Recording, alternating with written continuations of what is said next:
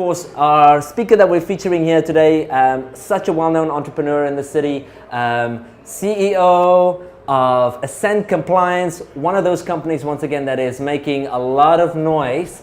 Andrew Waitman, thank you so much for joining us. We are going to touch base a little bit today about all the amazing things that you have done, but I'm going to pass it over to Megan to kickstart things off. Yeah, and your talk, as we just grabbed you off the stage, was fantastic, telling the really unusual story of moving from investor to operating a company. It's exciting, for sure. Lots stood out in your talk for me, but one of the things I wanted to explore a little bit more was the key ingredients you put forward to really scaling, because that's what we're here talking about today. And two of the words that you said really stood out, and that was integrity and intensity.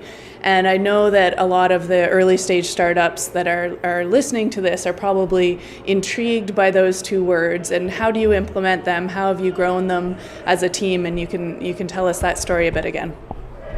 Thank you very much. I appreciate the opportunity. So obviously we talked about the importance of people in the progress of a company, and one of the things that I hire for was not where we were, but where we were anticipating going. And so in that discussion, we're talking about, obviously everybody knows you hire for technical skills, and what I mean by that is, do they understand digital marketing? Do they understand how to organize and run a sales team or develop the product? So these are technical skills which, if you don't have what you need, you're not hiring them, okay? But what I've learned over my career, and what I've put a lot more attention during the recruiting process and built cultures to put, okay, is these two terms which you picked up on. And let's deal with intensity first, okay? Intensity is, if you're trying to grow a company at outlier speed, unusual speed, it is not for everyone, okay? You need people, okay, who really I live to work, okay? I love what I do, okay? I love what I do. And so I have a family, I have little kids, but my passion is about building business. So my intensity is, and a lot of people meet and go, "You're intense," right? So the thing is I need to see that in the people. And when, how do you get to that? You look at what they've done in their past, okay? You look at how achievement oriented they are. You look at how goal driven they are. You look at what things they've achieved in their life that, whoa, that's intense, okay? And you look at the intensity even in the meeting. What's the energy and the intensity in the meeting, okay? The other thing, integrity, integrity is what people do when nobody's watching, okay? That's what it is. And that's a tougher one. It really is. That's probably the one you're going to make more mistakes on. I made mistakes in my career. Various people, and it takes time to really see. It takes tough moments to really see how people act, towards others when, not obvious decisions need to be made, doing the right thing. Okay, so I would say integrity is the toughest piece to do in an interview process. And you obviously have questions that try and get to what would you do in that scenario. Yes, yeah. But ultimately what people say and how they behave, okay, and how they behave takes time to figure out. But what I would say is I've spent a lot more energy on looking at that intensity piece and that integrity piece.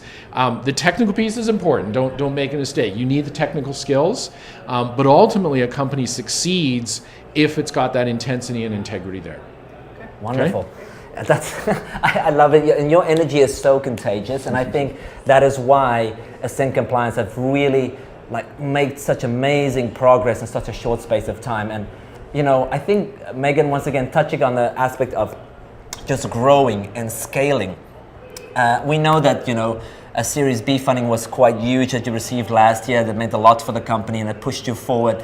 But I want to ask you more so, what is the biggest challenge in dealing with such a scale? And how did you manage that? And that's really what I think a company like you have done really, really well, is managing that process. Yeah, I appreciate the question. It's actually a very you have to put context around scale. Yes. So our context is we are attempting to sell to the largest companies in the world in aerospace and defense, in electronics, in medical instrument, okay?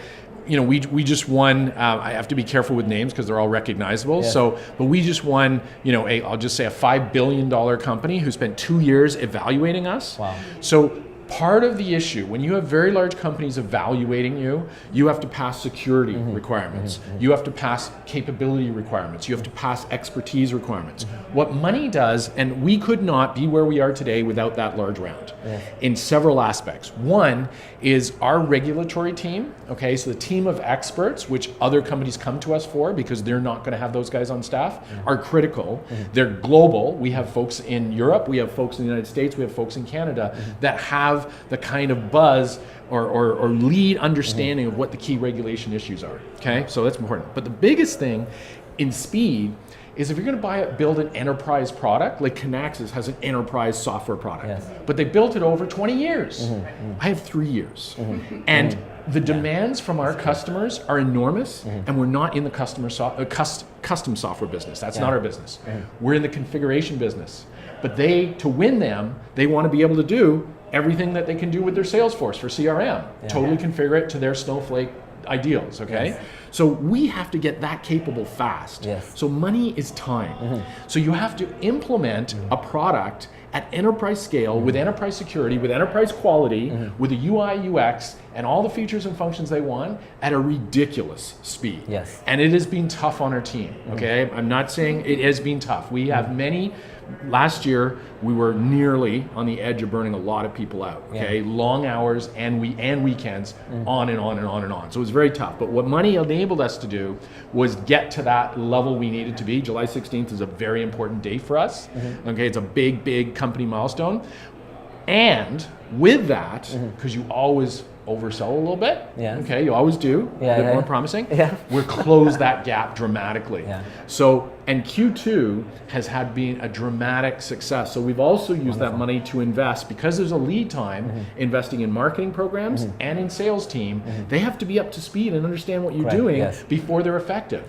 So in order to maintain our speed, you need to be able to hire people, you need to be able to run marketing programs all ahead of time, because the sales have sales cycles, okay? And a sales guy or gal needs to be knowledgeable about what they're selling. So everything is about speed, and there's a lot of puzzles, and we are still in the pursuit and grind business. We're not in the respond business yet, but we are doing very well. Wow, so I was going to ask, how do you keep up the intensity in a 2-year sales cycle? But I think you've actually just answered that question. So back to you, Carlo. No, I think, and this is pretty much what we can talk to you all day long. I mean, Andrew, you are such a leader in your field, and your company is such a leader in what they do, and you have so much dedication, and that is why we wanted to take some time with you today. So I really appreciate you taking some time with us. For those of you that's watching us, make sure that you stay tuned here, because we have some great individuals that want to showcase. Andrew Waitman, CEO of Assent Compliance, and of course my co-host Megan Cornell from Momentum Law. Thank you very much for